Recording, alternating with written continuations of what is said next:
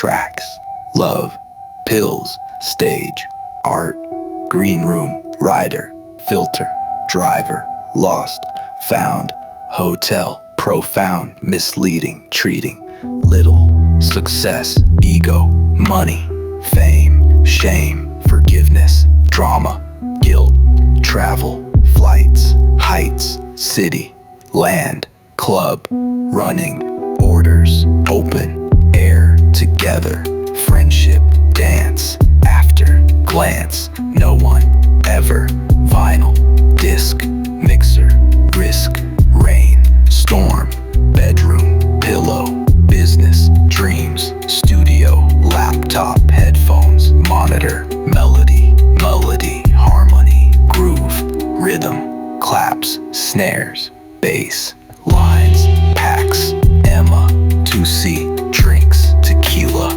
water, beer, toilet, groupies, manager, label, office, deal, booker, promoter, fun, dark, moments, loneliness, bliss, S, ecstasy, memory, location, rip-off, theme, opening, closing, peak time, transition, fader, curve, downbeat, break, build up.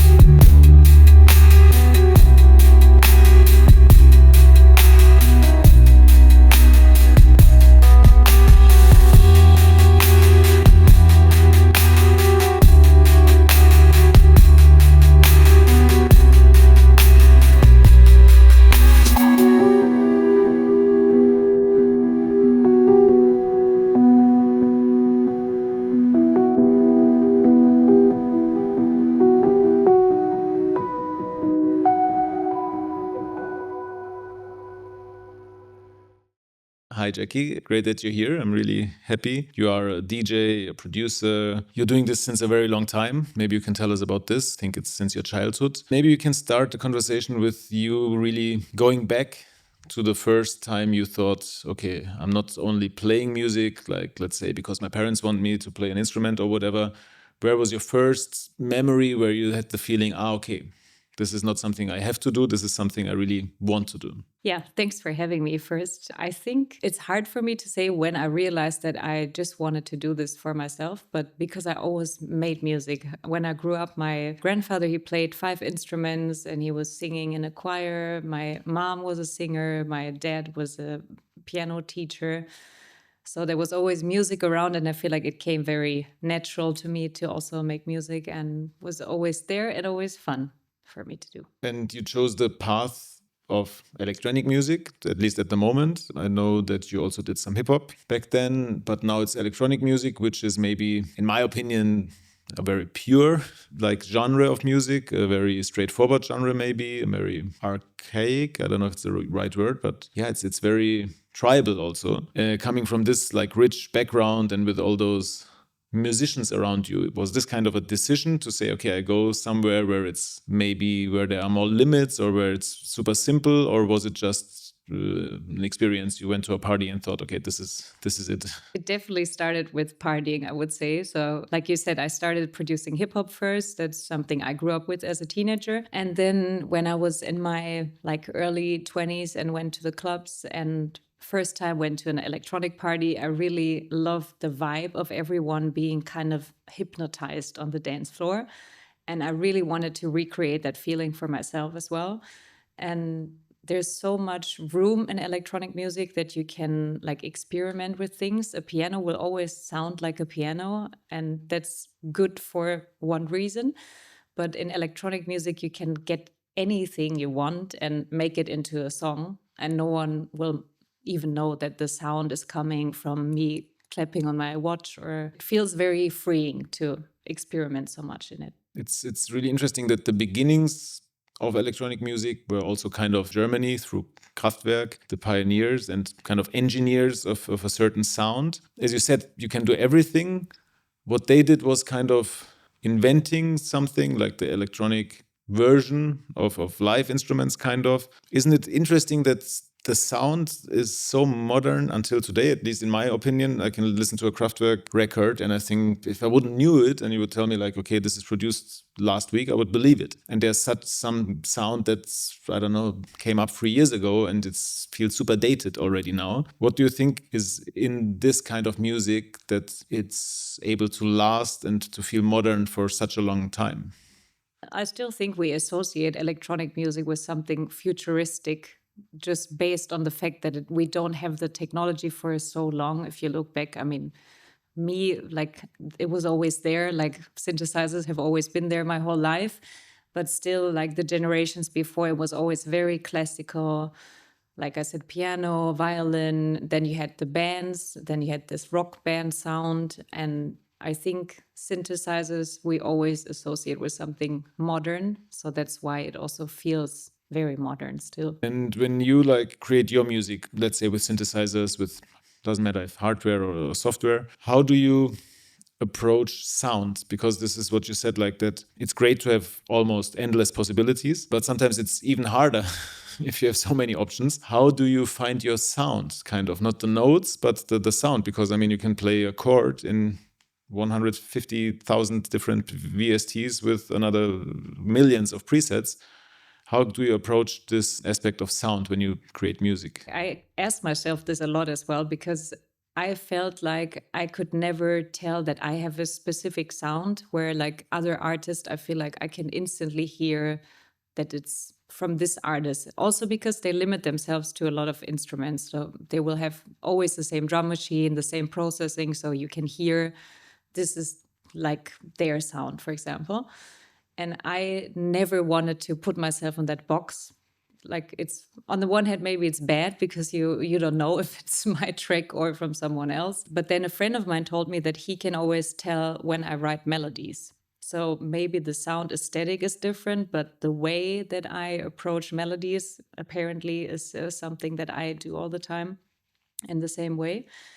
And I feel like it comes naturally to me. It's not like I think about, oh, I want to really create this type of sound now. It's more like I play around with an instrument or a drum machine. And then if it tickles my brain, then I go in that direction and explore what comes after. I can totally relate to that, that there's sometimes this moment when you have the feeling that it sounds right or it feels right. Do you really stick to this? Because sometimes I'm really good in it and then I say like, okay, this is it, and I build on it. And I don't go back, I just change stuff that's coming. But sometimes I also go back and then usually it ends up in a big mess. How's your workflow there? Do you try to build like stuff that's like a foundation that you add on, or is it always fluid and are you always willing to change everything also? I would say it's very different for me. Like I'm a producer in all kinds of different moods. So one day I can be super efficient and fully in the zone and I make a track in 4 hours and it's done. And I'm surprised by myself. And then I have other tracks that take me 2 months to finish because I, like you said, I go back and back and change the sound because it doesn't feel right. Then I'm in a different mood and I don't relate to the track anymore because maybe I made a sad track, but I'm very happy on the day where I'm going back to the studio. And then I cannot speak to the track anymore. It's like we're having a conversation with a person that you are not relating to. And that's how my process every time is different. I cannot really say I have one specific way of how I make music, is every time is a different thing. And do you have tracks or demos that you hate? Oh, I would say most of them, to be honest. Or let's say, like a lot of my times when I make music, when I'm in the studio, I love it and I listen to it myself and I think it's a great track. And as soon as I want to show it to someone, I'm not sure about it anymore. And I'm like, yeah, it's not done, it's not finished, because then you are afraid of getting judged for your music. So yeah, I'm still learning to give less of a peep about it. And do you have this experience? For me, it's very strong, a strong effect if I show music to other people. It does not really matter who it is, if they're really educated or not, or knowing this genre or not. It does not matter that much. But if I really press play with only having another person in the room, I don't even need to see their reaction. They can be behind me. But as soon as this happens, I have a different view on the music and I have a different feeling. That's also helpful. I know what's weak in my opinion, or what could be better, or what I like or what I don't like.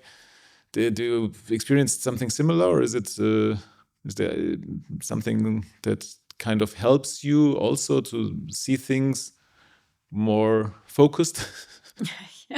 Yeah, I mean, exactly like you say, it's very different when someone's in the room and I show it to someone. I instantly become insecure about my own work, even if maybe 10 minutes before I listened to it and I was super sure that this is a great song that I just made.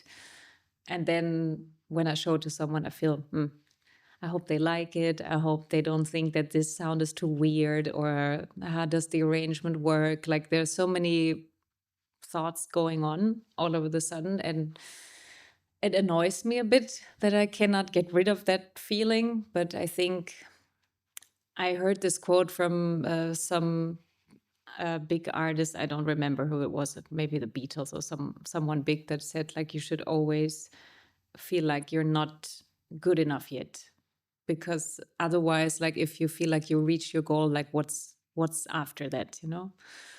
So maybe you should always feel like it's not ready or you want to improve, so you have a reason to keep going. Very frustrating thought.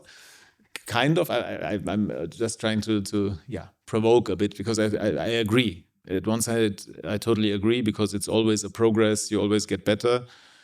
But at the same time, to really put you in that situation, to have the feeling I'm not enough or I'm not good enough, is also a bit frustrating, I think, since life is so short. So I think that it's so hard to find the sweet spot. Let's say not you're not good enough as a person, but like your art is not fully evolved in a way that it can go, let's say. I think also the purpose of making music should never be like I want to reach a goal and then I'm done with it. Like it's always just picturing your emotions in a musical form that will be a portrait of that time when you created it, but it can constantly evolve into something new because you evolve as a person.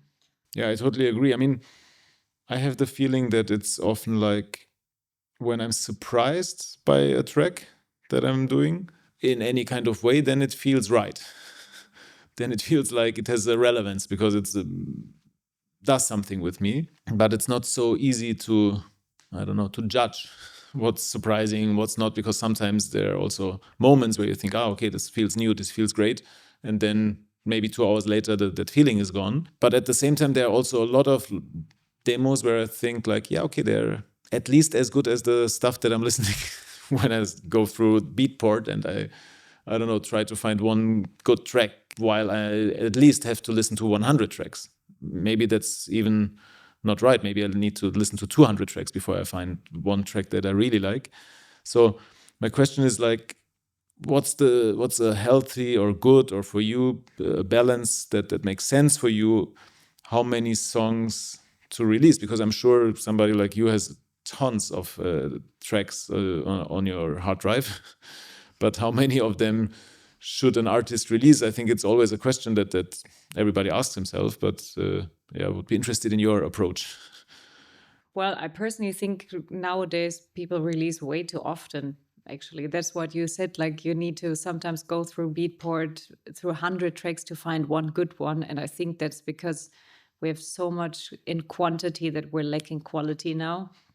Because everyone's pressured to feel like, you constantly need to release. And that's also what I hear from a lot of like managers and bigger artists that tell me like you need to be constantly on the radar. So have some new content to put out. And sometimes as an artist, you're not in the zone for a longer time. Like last year, I had a period of probably 4 months where I was completely in writer's block. Like every time I went to the studio, I could not make anything good come out of it. And that I feel like is just a normal thing as an artist that sometimes happens, and you need space to grow your creativity, and you also need space to recover. Also, when you tour a lot, you cannot be fully creative 24/7. That's what I think. You also need to experience life in between and get inspired to be creative again. So I personally don't think it's necessary to release every month, but you might fall back in to another category when you don't want to reach like top level, then you might feel left out from some of these things. But it's the question what you value as an artist, what you want to do with your time. Yeah, I mean, and as you said, like the question is what you do with that time as an artist. What's an artist in your opinion? Well, I think everyone is an artist in a way. It's just everyone does art in a different way. Like my thing is doing music, but I also love painting, for example. I love photography, and I think there's different channels that you can use to be an artist. In this way, now that I'm talking about is mainly people that live off their art when I talk about an artist. But yeah, that's my definition. And is every, let's say, touring DJ who is also a producer an artist? Well, if they produce art, then they're an artist, I would say. Also, you can be a DJ and be an artist because you create something new if you're like a really good DJ. I mean, I'm not talking about the ones that are just transitioning from one track into the next one, but they're maybe mixing different tracks and samples and instrumentals and create something completely new out of it. Then that can also be an artist, in my opinion. I personally also totally agree. I saw Moody Man recently, the first time in my life, and I had high expectations, and they were fulfilled. Luckily, it was really very inspiring, very different, and this was, yeah, really he created a moment. He created really a intense moment, which also not everybody liked. Some of my friends went to another club and so on, and which felt okay because it's just like a painting. Not everybody likes it, so some are intrigued by it, some are not. And I don't know, these kind of experiences are, at least in my life, a bit rare. So the very special sets that you had, I think it was also longer, like some years ago. It was longer sets. Now it's like 1.5, 2 hour sets. I'm not even sure if you can build a deep story in 2 hours.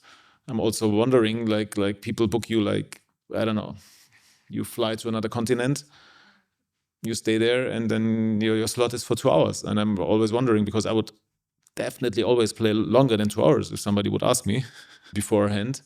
So the programming is also quite special these days. I think it's really, even the big main acts that people are buying the tickets because of them play 2 hours or 2.5, some of them at least. And I'm wondering if DJing as an art form needs a new input, or is it still there? And I don't see it in the same value that it was there, maybe, or in the same amount. Or what's your feeling? Do you see a lot of, or listen to a lot of DJ sets in the last couple of years where you think like, okay, that's special, that's a piece of art, that's the experience? Yeah, like you said, it's very rare these days, I think, but also because we're very, like, we have high standards. When you DJ yourself, like, you listen to other sets differently because we do this every week. Like, because I play somewhere, I also listen to other people's music all the time. So then your standards are quite high, I would say. The problem definitely is in the length of the set. I can relate to that also because when I play 1 hour, for example, and in these days with social media, you know, you want to play the tracks that you need for your social media later. So everyone plays their hits. But then you have like each hour, each artist is going to play their hits. And it's like not a journey at all, because then it's like peak time, peak time, peak time. There's no time to breathe and to relax. And it's hard to build that in an hour. It is possible, but also I see a lot of the younger DJs, especially, they're too scared to play tracks that will not be peak time. And to me, as a visitor, if I go to a club and it's constantly on this high level, it's exhausting. It's not fun anymore because you don't have the energy. You don't want to freak out anymore. You don't want to put your hands up because you're not gaining any like momentum, it's all constantly on the same level. And I think that should definitely change to having different schedules of timetables again, so longer sets, and also like make more sense out of the music that people are playing. A lot of times I go to events where I also hear 140 BPM techno, and then it's 125 BPM artists after that, which doesn't make sense. So also in the programming, I think it's not just name dropping, but musically it should make sense. Who's playing what time? Yeah, I totally agree. And I mean, the art of DJing is maybe also, there's maybe a misconception. I was playing when I DJing since a long time, but then professionally I started a couple of years ago to produce and to start with the Aladak project and to then also DJ and tour. And I was playing in Milan, opening for Solomon, and I had prepared tracks, but also always go in other directions. And then it was a very weird crowd. Like the first 10 rows, people were like standing there, chatting, checking their mobile phones, like, which is what people do when they enter the club. But I then made a wrong decision because I was like, fuck, I have to somehow catch them. And I played a bit more uplifting music. And then I thought like, yeah, okay, that's the way to go. And then I went in that route, and then I got more and more energetic. And I was like, okay, fuck, this is way too high already. And then I checked the time, and I was looking around, and Solomon was already there, and I was like, fuck, shit. I was really on a really high level, and then tried to bring it back, but almost impossible. I had one track left. And it was funny because I had another gig the next day, also with him in Athens. We were traveling together, and I constantly felt ashamed. I was like, fuck, I messed it up. It's so bad. And then he came to me and he was like, yeah, Paul, how was your set yesterday? And I was like, hey, listen, I'm sorry. It was really, I took the wrong turn, and then stuff happened. And then I got a very good lesson from him because he said like, okay, I get it, how this can happen. It's hard to stand there and not get that feedback. It's not easy. And there's a really easy way of getting that feedback. Just play a banger. But that's not what you're there for. I knew it, but it's made something in my mind switched, and I was like, from then on, able to kind of go through those moments because they're good for something. They're good for the night because the night is young. If it's weird in that moment, okay, then try to find it in the deeper areas. Play more groovy, more this, more whatever. Try different stuff. And in the end, if it doesn't work out, still keep the energy low. And that was really a big lesson because it's easy to... There is an easy way, but it's not the right way. As you said, like if everybody plays 10 of their bangers in their 1 hour set, yeah, people, maybe the first DJ, they will have a good time because they're hyped, with the second as well. And then with the third, if they don't take enough drugs and alcohol, then they might be exhausted. And that might be the act that they were coming to listen to in the first place. And I'm not sure if this kind of culture or idea of what a night should be, a longer night, is still so present if people are so aware of this. I think it's a very egoistic, as you said, like, okay, I'm here, I get my fee, but what else is important? I need the videos for my social media account, then I need to maybe get in touch with those people and so on. It's very strategic. It's a business also, obviously. I mean, it's also money involved on a bigger scale, which was maybe not the case, or which was definitely not the case in this amount 20 years ago or 10 years ago. So there's a development also. And I'm wondering, as a DJ, or you're not only a DJ, you're also creating events, you're having a label, and I have the feeling that if you could create your perfect club night, would be maybe a bit different than some club nights that you're visiting. And Maybe if you could snap your fingers and create the perfect night, how would this night be like? Well, I don't want to sound like nostalgic, but like obviously when you've experienced clubbing in a different time, then it's hard to see how it has developed and sometimes appreciate how partying is these days.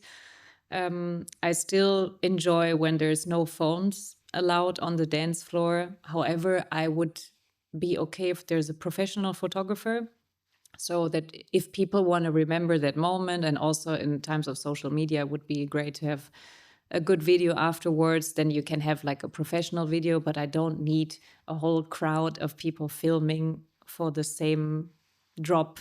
That's it's also not fun to party with people that are constantly on their phone.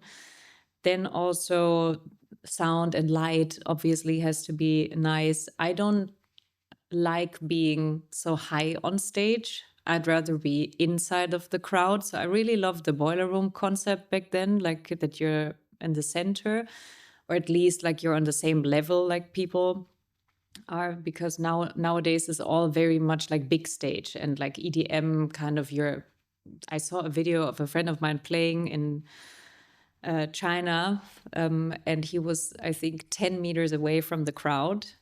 And that to me is like, it's not fun, because we come from a rave culture, from a club where you all used to sweat in one room together. And I don't think the DJ does have to be so like centered, like the center of attention.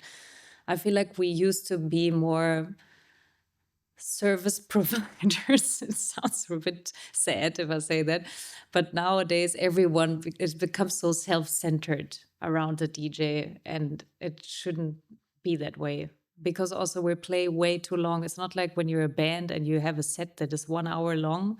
You play your songs and then you can be hyped all the time. But if you play 3 hours, you want to be 3 hours also as a DJ, constantly be like lifting your arms up and dance. And it's I don't know if this is the right direction we went. At the same time, I also don't want to hold back from like new developments, and yeah, still wondering what's the best way forward with this. But definitely one thing that upsets me is that we're lacking the mid-size shows now. It became only bigger and bigger and bigger. Now we only have the big stages, the VIP areas, and we're missing the mid-size events that were very fun as well and also sold out. And we had a great time. And I still think it's possible. And people are just taking the easy way of booking big names and hoping to fill the whole hall of people. But it's not the same excitement on the dance floor anymore. Yeah, I totally agree. I mean, it's if you look at like, I don't know, flyers or on social media, it's like pretty much the same names everywhere. And it's really funny. I was part of a conversation where people were discussing which DJ they like in which city. They were like, yeah, when he plays there, I like him. I don't like him there. I like her there, and so on.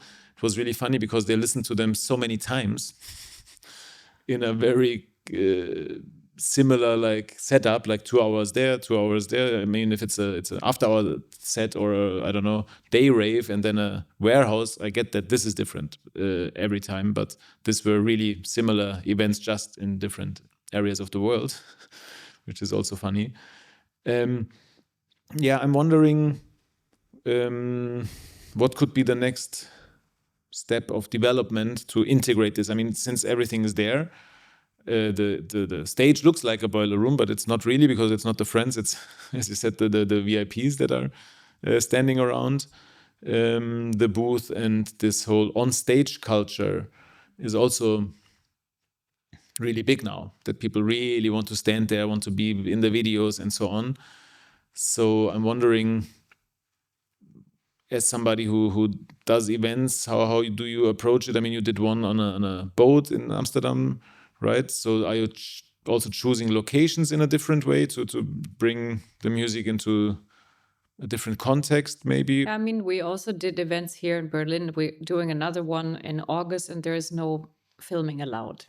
So obviously, content-wise, it's not great as a label because you cannot show it to anyone afterwards. But I still think you can have a great time with the people that were there, and they want to come back because they've experienced the party and it was fun. But like I said, I would definitely see this as a good like compromise to say like, okay, people are not allowed to take videos on the dance floor, but you have a good photographer or a videographer. And then you can look at it afterwards and say like, hey, I was there at the show, and maybe see your face. And maybe that would also reduce that people want to be on stage, because then no one wants to or want to see you there while you're on stage and film you and take selfies next to the DJ. Maybe that's a good idea. Maybe I should do it on my upcoming event to promise everybody that there will be one picture in some social media gallery. I mean, it was like this back then in the clubs. I remember that there were these nightlife photographers, and then there were these I was one web pages. of them. Ah, really? Yeah. Tell me. No, I was really like in after school, I was a party photographer. So I was at like 5 different clubs a night and shooting everyone, like asking people like, hey, you guys want to take a picture? And then you had to upload them like until 6 a.m., I think, so that people could instantly go home and see them. And yeah, that was really fun. With flashlight or? Yes, also with like different filters and to make like some more fun pictures. And then we also had like some shows where we had dancers, so we had to take pictures of dancers and stuff as well. Okay, that's funny. I mean, I saw something that was quite disturbing, I have to say, a couple of days ago. I think it was Amnesia opening, and there was the official Amnesia channel, and they were posting a live video. It's 8, 9 o'clock in the morning, out of Amnesia, main floor, and it was bright daylight. And they were just walking around, filming people who were definitely unaware that they're actually being live streamed. And there were like guys standing around, one who was doing a line and stuff like that on the dance floor. I was like, okay, wow, this is like next level, that they now live broadcast out of a club, which is for me absolute no-go, because it's supposed to be a safe space. The drugs, I don't care, but in general, it should be a safe space where no live stream should happen without your permission. So this was really, really special. So, okay, yeah, I can totally relate to that there should be, or I think you can't avoid them at all, but Solomon is trying this since several years at Pasha.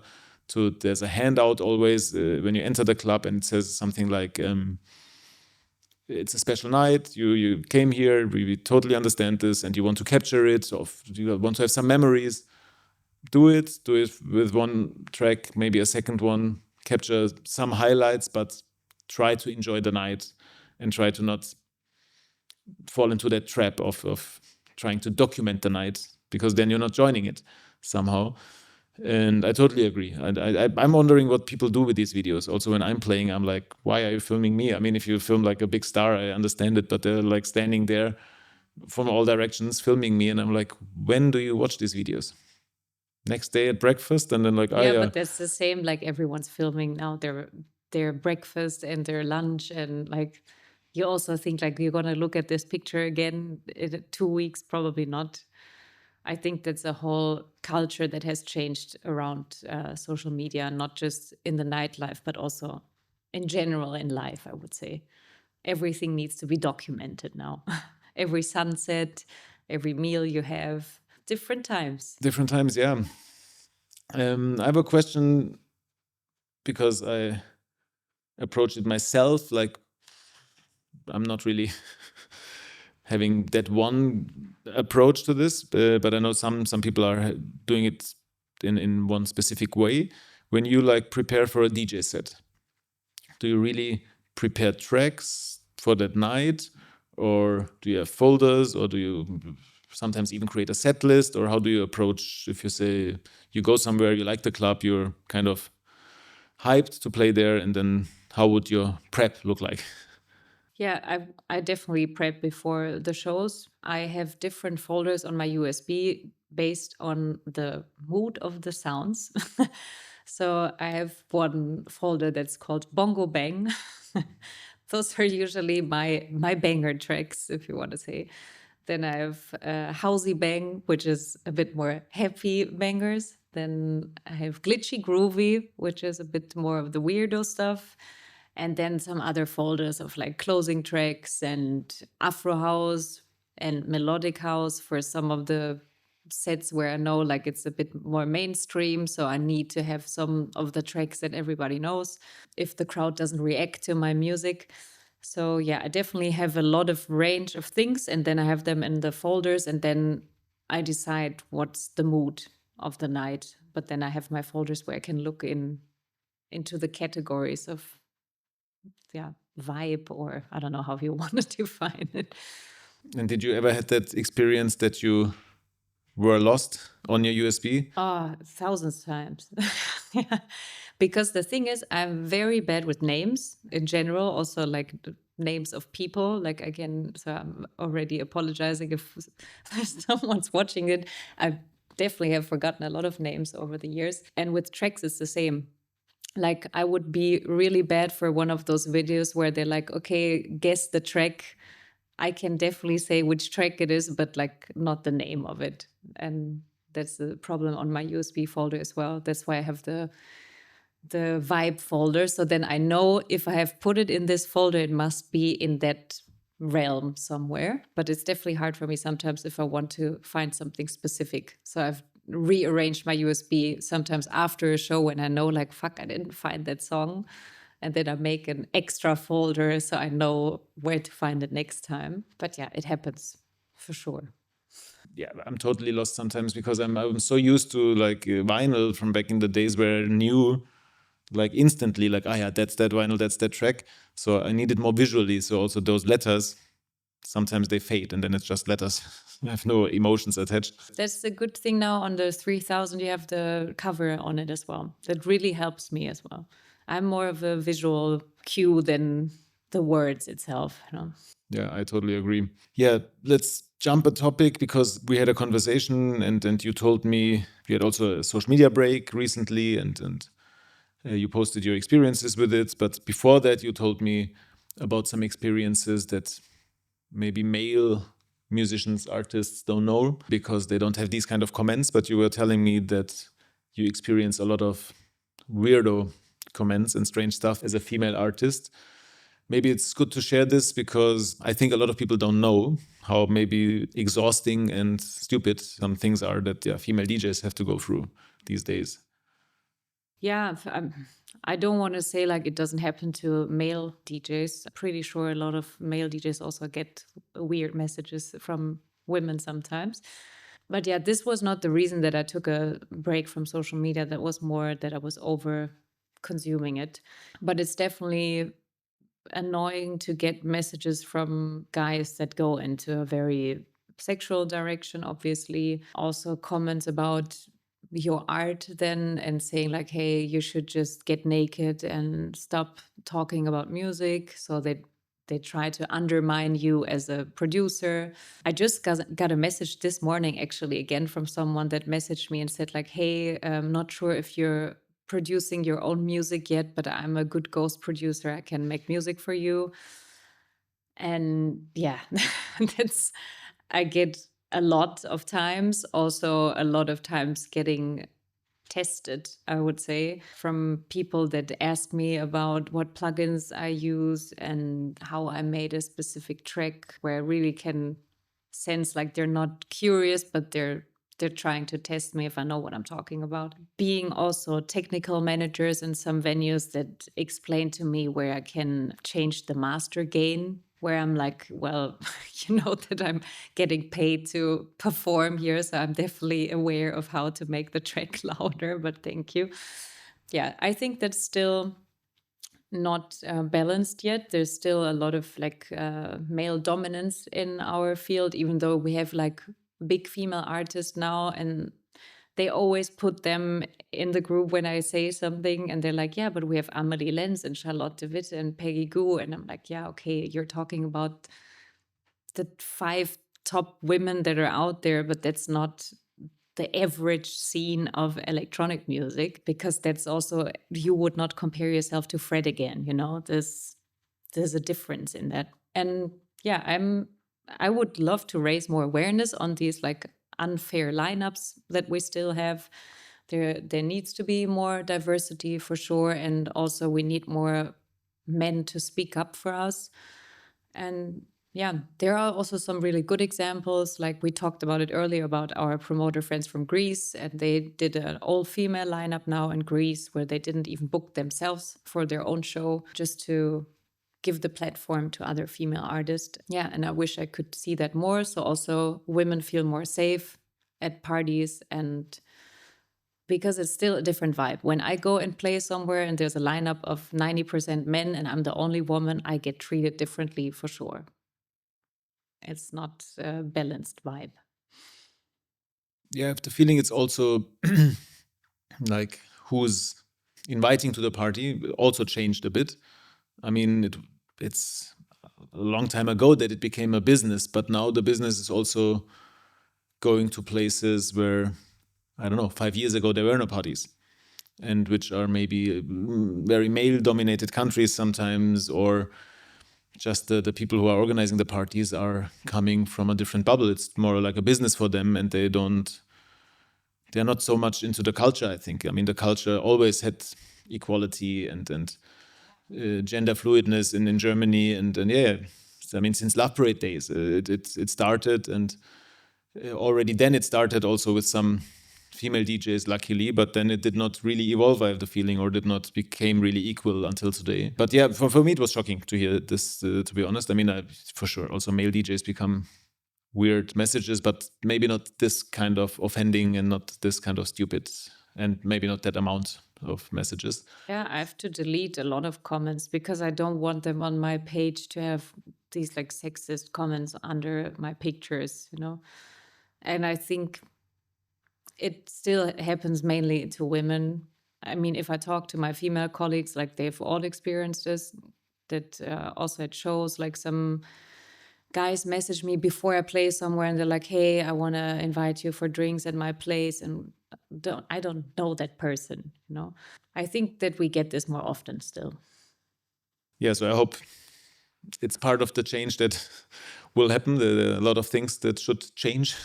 I would like to speak also about a field where you can maybe create change and also push change. That's your label work. You have a label together with your friend Theo. How is it to be a label manager, A&R, like to have this opposite role where you usually, I guess, before this experience, were on the other side, where like sending stuff to labels, waiting for responses? Does it make you more aware? Are you a better label person because you knew how annoying it can be to wait long for answers or stuff like that? What would you say? I mean, I think definitely my approach was to do things better than what I experienced from some other labels. First of all, lack of communication. But then also what I really enjoy is the community of it. I love that I can connect other artists on our label and that they also connect with each other. So every time I meet someone and they release on our label, I try to connect them also between each other. And then seeing on their Instagram, for example, all the other Ameo artists are like commenting or liking the post, that makes me really happy to see that the community is supporting each other, or they're doing collabs after this and remixes for each other. And that's something that I really enjoy, and that I also want to be the same level community member and not feel so like, oh, I'm the label boss and you're my minions or something, because that's what I feel from a lot of labels out there, is they have like one big name or a few big names and they own the label, and then everyone else is basically giving them their art so then they can play it somewhere. But I don't think that's fair to other musicians. I think it should be a bit more equal. Also, if you're a label owner, obviously you have a limited time. I cannot be with everyone on the phone every day, but still I can treat everyone with the same respect. And how do you handle feedback, or are you giving feedback at all? I mean, I'm coming from, also I did some very popular music, and I wrote lyrics and co-produced like pop artists. And there it was very common that the label is involved and they have, I don't know, input, and they're asking for a single and asking for another version that might be better for the radios to play, and so on and so on. Since they obviously also invest a lot of money and they need the money back at some point, or want it back. In the electronic field, it's luckily a bit different. There are not these huge investments that you need to release music. So I think there's more freedom. And yeah, what I'm really curious is, like, if you get a track, how are you handling it? Do you only sign tracks where you think, okay, they're great, I can just sign it like this, happy, and that's it? Or are you also sometimes receiving tracks where you think like, it's great, I think there's maybe one little thing missing, and are you giving this kind of feedback then also? And if yes, how is the perception of this feedback? Yeah. For sure, I would say mainly the tracks are ready that we sign in a way that we like them. But we've also had a few tracks that, like you said, that I listened to or Theo, and we were like, okay, the idea is really great, but the arrangement maybe doesn't work, or some of the elements don't sound good. Or we had some artists where they have really great ideas, but the mixing isn't well. So we talked to them and said like, hey, let's see, maybe we can also get our mixing engineer involved and like get it properly mixed, because you have a great idea, but you're still lacking a bit on sound mixing. So yeah, definitely will give the feedback if the main idea is good enough, let's say. But if the main idea doesn't work, then we also don't have the time to give feedback to everyone, because we receive lots of demos, even though we're a small label. But we get a lot of tracks that are also completely different from the music that we make, where I sometimes feel like, why are people not listening to the label's music before they're sending out demos? But I spoke to a fellow producer about this one time, and he said, like, honestly, I think a lot of people don't hear the difference. For them, it's all electronic music, and they don't even hear the difference between Afterlife and Inner Visions. And then it's maybe not out of like bad intentions, just because they don't know better. The producers don't hear the difference. Oh, wow. Yeah. Yeah, because honestly, I've had many times that I talked to other DJs and they showed me a track and they were like, yeah, you must love this song. And then I listened to it and I was like, that's so far from what I make. So I think there's a different perception of music sometimes. Isn't this sometimes also a great experience? Because I sometimes have the feeling, when I'm frustrated and I'm listening to demos and promos and Beatport, and sometimes you have those days where you don't find anything. You're like, okay, I'm gonna listen another hour until I have at least one song that I love, and it does not happen, and then you're even more frustrated, and it's like, oh fuck. And in those days, I'm really questioning a lot, and I'm like, yeah, okay, whatever. And then sometimes, and then it all blends in, and then I'm like, okay, everybody plays the same shit, and yeah, for sure, I can find the 10 tracks that are nice, that are new out there, but I know everybody will play them. So yeah, maybe my favorite one, I pick it, but the rest I'm like, I know that this will be on every dance floor the next 5 weeks, so I try to avoid them as good as I can. And there I have the feeling like, yeah, okay, everybody does the same, everybody has the same taste, everybody likes the same tracks. And then sometimes this feels like medicine for me. If somebody who I respect comes with a weird input and tells me like, yeah, don't you love this? And I think like, no, I hate it. Or he says like, as you said, like, this is something for you, let me send it to you. And then you're like, no fucking way. That sometimes helps me to reset and to think like, yeah, okay, maybe there are still enough differences. Maybe there is still, in this sometimes narrow field, still enough room to be different and to be unique. Because sometimes I'm questioning it when I listen to other music, and I have the feeling like, yeah, it's all quite solid.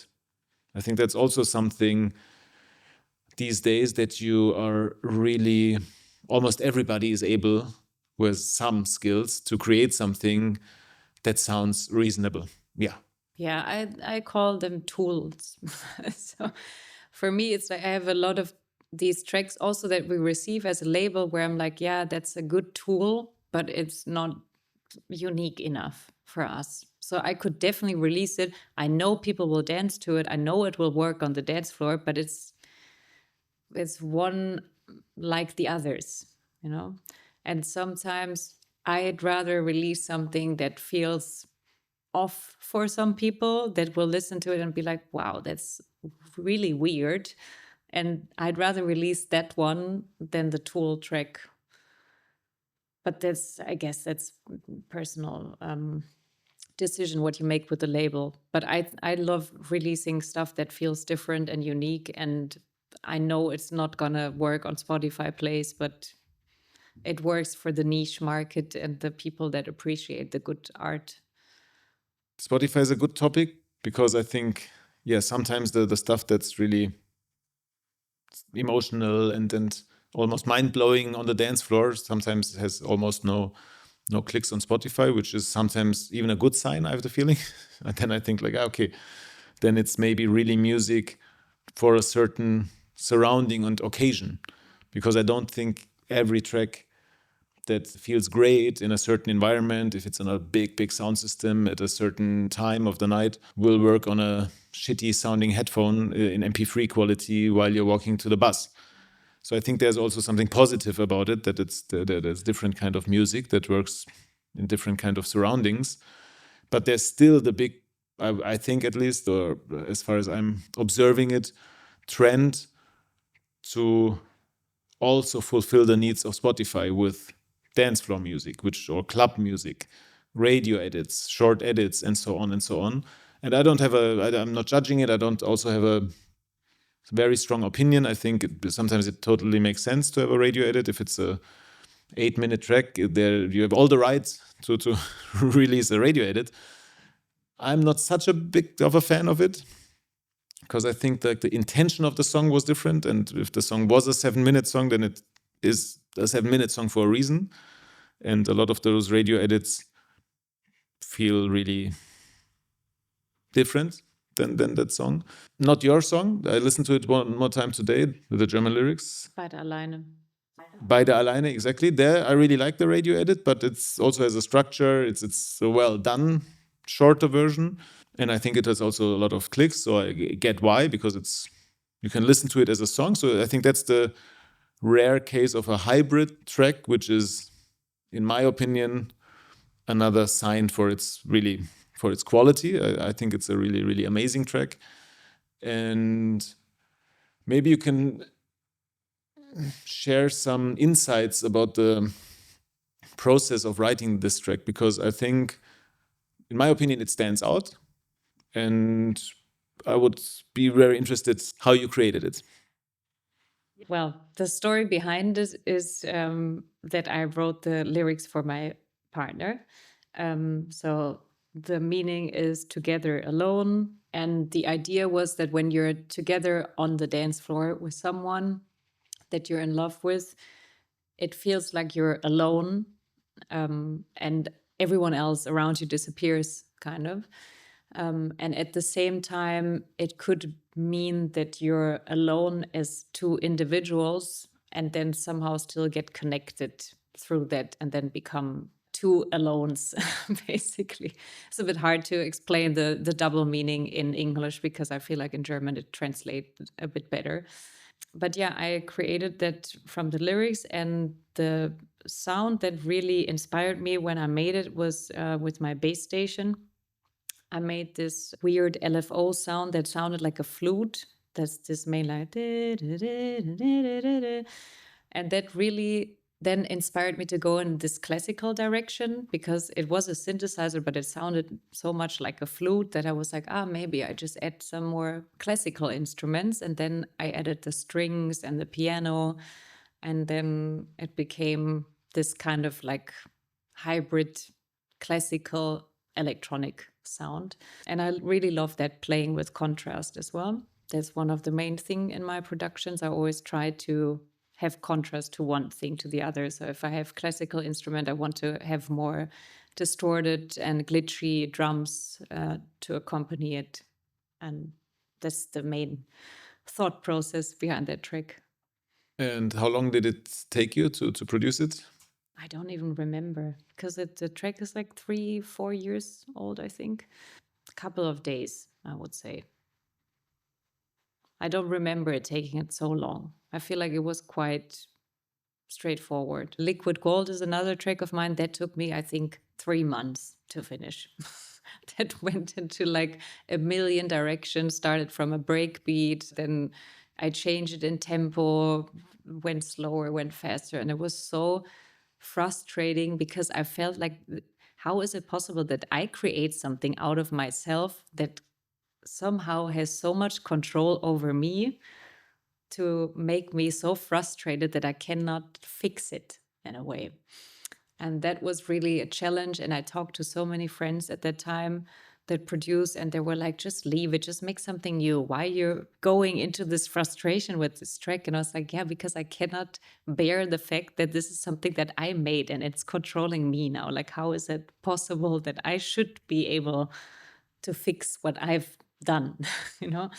And then in the end, I was very happy with how it turned out. So that's also how being creative can be sometimes, I guess.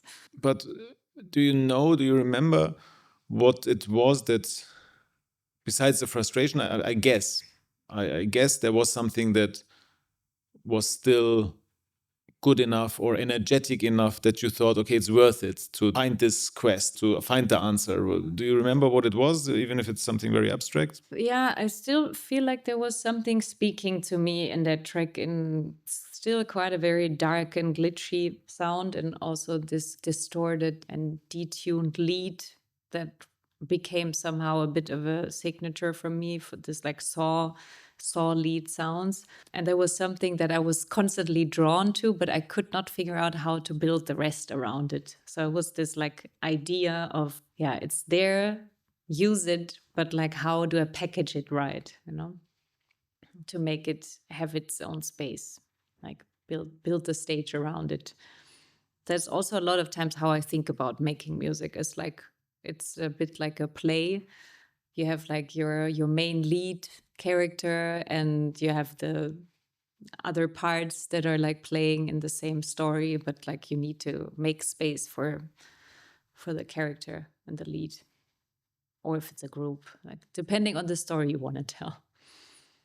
It's an interesting picture. I'm also quite visual when it comes to songwriting, a bit in a different way maybe, but I like your approach that you have like the actors set in somehow, and maybe the situation, and then you build the space around them. How do you find those stories? Do you have a story in mind? Is it like, does it need to have a beginning and an end, or is it more like a situation, or what's the story of a track where you can kind of grab it and talk about it?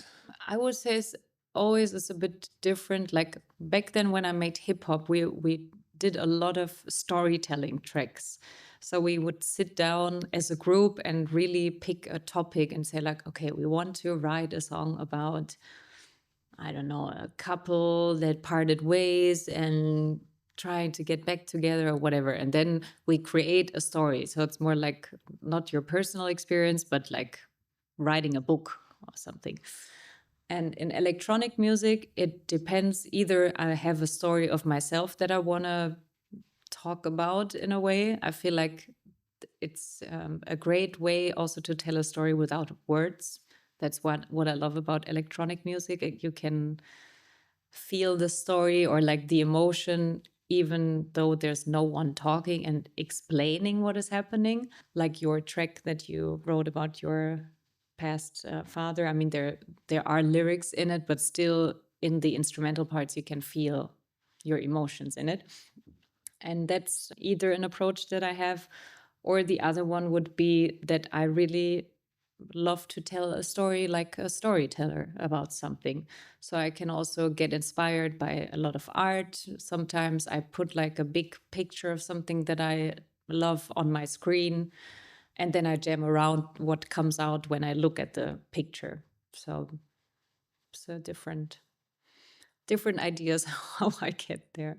Like I said, I have no system, so I cannot really tell you like this. I always do A, B, C, D. It's always, every day is different. Do you somehow have a feeling, or how do you know when something's maybe fitting to tell this story? Like you have this picture, let's say in this situation, you have a picture on your screen, you're jamming around, and then at some point you have maybe a feeling. Is this something in your body? Is this something in your head, or both? Or how does it show itself? A lot of times what helps me is that I let it play and I close the Ableton screen, so I don't like focus on the visual aspect anymore of like, oh, look what the EQ is showing me or whatever. So I go away and then I stand up, for example, and I walk through the room. And sometimes I lay on the floor or I sit down and I close my eyes and just listen and then see what I feel. And if I hear an element where I feel like this doesn't really support the main story, that's when I sometimes then go into this like actor bubble and I see like, okay, this is the main story. Is this element helping me tell the story, or is it distracting from the story? Or maybe I want to distract from the main story and I want to introduce a second main part or something. So for me, it really helps to go away from the visual sometimes so I can focus on the feeling part again until I continue producing. And can every element be your hero? Because sometimes in my case, I love snares if they sound great. For me, even a snare can be a hero. For sure, it can. Yeah. It doesn't need to be like a lead melody. Also, I love having different type melodies or the same melody but in a different sound, to have this like call and response thing. I think a lot of people do that as well, is what I like. But it can also be the groove can be the main thing, and the sound is just second, that you have a really powerful groove or like drums or something. And when it comes to the process of creation, let's say writing a track, are you good in also postponing stuff? Because I'm like, sometimes I can, sometimes I use it as a tool. I'm like, yeah, okay, I know it does not sound amazing. Then I play around with the sound and it frustrates me, but I know the element is good, but I can't fix the sound in that time period that I want to fix it. And then I say like, yeah, whatever, maybe I give it to the mastering or mixing guy. And then I move on, and later I still want to fix it myself, and most of the times works out, but later. But then I really sometimes have to postpone things to stick to the stuff that's maybe more important or where I have more feeling. But I also collaborated with a lot of producers who really have to fix it in that moment, which can take hours. So that's really not my preferred way approaching it, but I think everybody's different. Do you have a route, or is it also something that changes from song to song? For me, it's really hard. I love when I see how other producers sometimes just stick to creating and don't worry about how it sounds right, while I constantly go into it while I'm still in the creation and I fix the EQ or I add some side chain or whatever, because I cannot not fix it in between. It's something I wish I could do, because I think it speeds up the process to wear different hats, what they say, like, yeah, be the creator first and then put on the mixing hat and then the DJ hat or something. But yeah, I've definitely feel like I need to be in the right mood for the track that I'm creating. That I cannot really postpone. Like I said, when I'm very sad and I go into the studio and try to make a happy track, it's not gonna work. Like I know that I cannot get this out of me then. I'm very sensitive and I feel like that needs to be also in the right mindset when I make music. So I try not to force it. When I go in the studio and I feel like, okay, this is not sounding the way it sounds and I'm not capable of doing it today, then it's not today. I can relate to that as well, yeah. What would you say, like from the tracks you released, let's say, how many tracks are really personal, where there's a lot from you? There's a lot of tracks that I haven't released that are very personal, to be honest.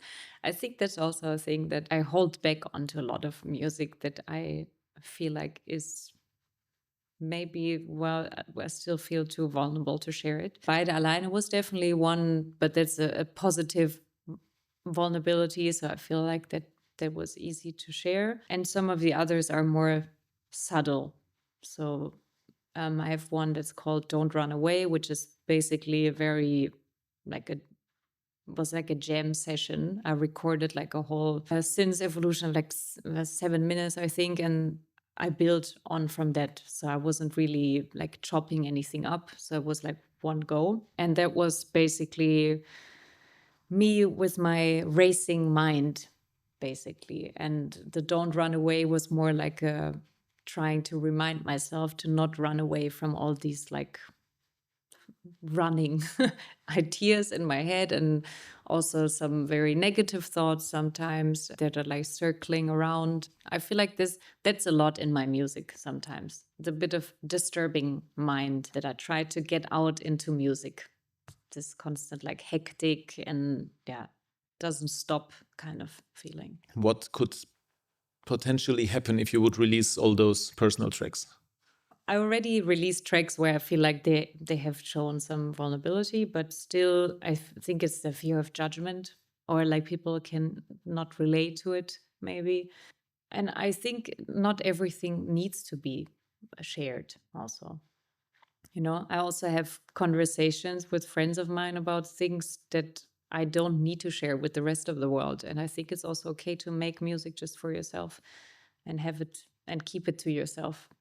I totally agree, yeah. I think the best songs, at least in my like the songs that I like most out of my own music, I listen to them, crazy to tell this, but almost daily. 2 or 3 songs I almost at least listen every other day of my own songs. So, which is maybe crazy for others to imagine this, but they somehow also not feel like I created them on my own. There's some bigger forces, powers involved somehow, the universe, something that went into that music. So I don't have the feeling like, yeah, this is something I did and that's the reason why I listen to it over and over. It's more like, something happened and it was luckily captured. So I totally get the thing that you say that there are some very personal songs that feels more like a maybe diary or whatever, or some inner monologue or dialogue with somebody, but not with the public. But the other thing, where you said like being afraid of judgment, I think this is something every artist has. I'm just wondering if it's in an ideal world, wouldn't be better to overcome this kind of, because in the end, who cares? Yeah, like I said, I wish I could be that person that says, who cares? But yeah, I also mentioned I'm a very sensitive person and I take feedback very, to my heart. I actually just made this experience now that I'm releasing a track next week, and it's very happy compared to what I usually do. So everyone is familiar with my melancholic sound and my more glitchy and experimental stuff. And this one is very straightforward, happy. I am singing on it. It has pitched up. So it feels very poppy, but it was so much fun creating it. And for me, it was like also going out of my own comfort zone and be like, okay, I'm not going to do my glitchy, melancholic, whatever stuff, and do something that is happy and straightforward, because I also enjoy listening to stuff like this. I'm very broad when it comes to music taste. I listen to everything. And then I had so much feedback from people that are used to my sound. They're like, it's too cheesy, it's too poppy, don't like vocals in tracks. This is, whatever. And it really triggered me because I felt like, why can I not make something different without everyone commenting on it? And that's probably also the fear of judgment there, because it actually happens. Like, people will judge you. And especially in our bubble, I think there's a lot of judgment in music, because everyone feels like they have build this great taste as a DJ. And I think music is still subjective. Everyone has different taste. There is not one right taste out there. I wish there would be more freedom for people to create whatever they want and people just acknowledging it. And you can still say, like, yeah, it's not my cup of tea, but I understand that people have different personality shapes, and you're not a melancholic person every day, you know. I'm also a very happy person. Be ashamed. So, Yeah. you know. I at least know one person who did comment differently on that track. I wrote you a message when I listened to the demo, and I loved it. And I also know your more melancholic tracks, but who cares? It's the same direction. It would be super boring if it's always the same direction. For me, artists who produce music who's always in the same direction are super boring artists, to be honest, because it's like eating out in the same restaurant every night. It's like, ah, yeah, okay, I changed this spice. Ah, nice. Took different olive oil this time. Oh, amazing. But it's always kind of the same thing. And I hear a quality in there. I also hear your personality in there, which is not only melancholic or dark or deep or whatever other people would maybe call the other direction they like. And I think it enriches the whole space. It broadens the spectrum and much more basic. For me, it's just a good song. And if people don't like it, there will be always people who don't like it. And I think that's like the people try to be relevant and try to be heard. And it's easy to get hurt if you know which knobs to turn and twist. And it's always easy to tell somebody, oh yeah, I liked you for this, but now I really lost you, blah, blah, blah. I had this also with a friend of mine who did a track and a collaboration. And then there was some crazy feedback about it from hardcore fans who said like, yeah, I liked you more when you were like this and blah, blah, blah. But who are you? You are a fan. It's amazing. You're supporting it, but then just stop supporting it or whatever, or just stop listening to it. But why do you need to judge it publicly or to put this comment or this energy into that field? I think it's people want to be important and think it's, as an artist, would be amazing if it would be possible to ignore it. I also can't do it, but I would wish that I could ignore all strange stuff and only listen to the stuff that's positive. I think that would be amazing. But to be honest, it really helped me to get some, like your message. I also got like from 2, 3 other fellow producers a message that they really loved the song, and that was something I really needed, because after receiving so much feedback of like, oh, it's too cheesy, too poppy, whatever, I was really questioning the song, even though I loved it. I was happy. I mean, I decided to release it, and I was like at a point where I was already thinking about taking it down. So I don't want to release it anymore. And that really annoyed me, because I felt like, why? Yeah, first of all, why do I care so much? But also, why do other people care so much? Like, let the artist be, you know? I totally agree. Yeah. I think I don't know, somehow had that feeling that this might be something out of your comfort zone. And since I liked it so much, I thought like, yeah, okay, I should reach out and I should really give a positive signal. But in the end, I think if it feels good for you initially. Also, it felt so easy to create. It was in one day, it was done. And that's not because it's a easy made track, but also because it felt so, it was coming out of me, you know? And that's what I love, when you're in this like focus zone, when you just make something in one go. And then I know I came back home to my boyfriend and I said like, yeah, I made a new track. And I was like, oh, you made this all in one day? And I was like, yeah, finished it. And so, yeah. That's how a lot of good music is created, really in a flow moment.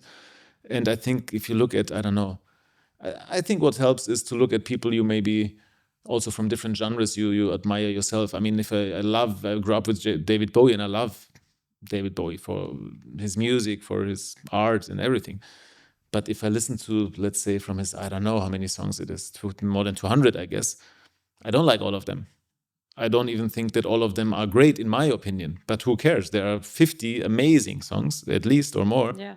And another fan maybe likes the opposite 50 of him, you know? Exactly. And that's, if there wouldn't be all of these songs, this wouldn't be even possible. So I think it's different times in your life, different moods, as you said, different vibes. Why shouldn't you express them? I think that's a very, at least, fun thing. I think it's also kind of healthy to be able to live different emotions. And I think like there are genres or directions or also artists who, I don't know, produce really depressing music and stick to it for 10 years. I don't know even how they manage their life. Because as I said, I listen to the music that I'm doing if I like it over and over again. If I would listen only to melancholic music, or melancholic is even okay, but depressing music, I could not survive. Yeah, I think I would like to wrap it up maybe with something looking back and into the future at the same time. What advice would you give yourself, your person, no, sitting here now, from the perspective of being old, like from the end of your life, let's say in the very end of your life? Yet. No, you're not there, but let's say in 80 years, when you're lying there and you're like, yeah, okay, it was a great life, but now it comes to an end. Looking back, what would you give yourself sitting right here? What kind of advice could you imagine coming up with? Well, I cannot say it from the perspective of me being 8 years old, because I'm luckily not yet. But I talked about it a lot with my grandmother, and she was very at ease. That's something I really admired, like how you can be so, yeah, at ease with everything. Like there's ups and downs, but she still felt like very stable through everything.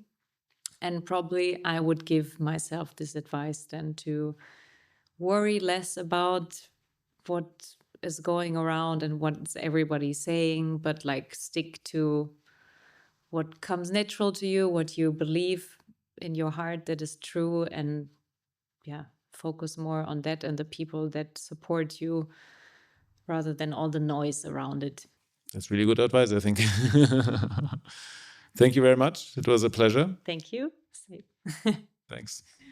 Cool. Bye-bye. Tracks, love, pills, stage, art, green room, rider, filter, driver, lost, found, hotel, profound, misleading, treating, little, success, ego, money, fame, shame, forgiveness, drama, guilt, travel, flights, heights, city, land, club, running, orders, open, air, together, friendship, dance, after, glance, no one, ever, vinyl, disc, mixer, risk, rain, storm, bedroom, pillow, business, dreams, studio, laptop, headphones, monitor, melody, harmony, groove, rhythm, claps, snares, bass, lines, packs, Emma, 2C, drinks, tequila,